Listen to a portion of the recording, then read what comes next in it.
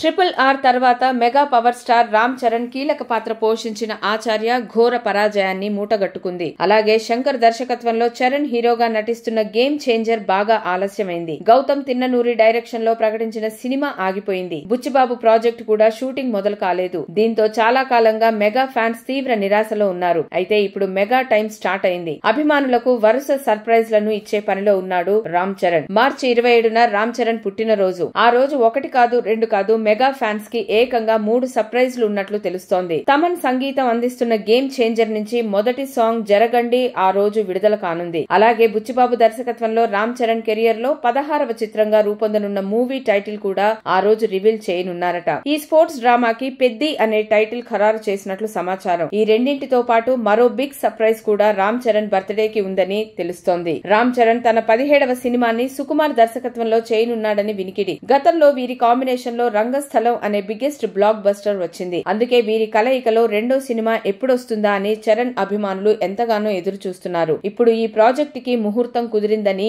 రామ్ చరణ్ పుట్టినరోజు కానుకగా మార్చి 27న ప్రకటించనున్నారని న్యూస్ వినిపిస్తోంది. మొత్తానికి ఈ ఏడాది చరణ్ పుట్టినరోజు మెగా అభిమానులకు అసలు సిసలైన పండగ అని చెప్పవచ్చు.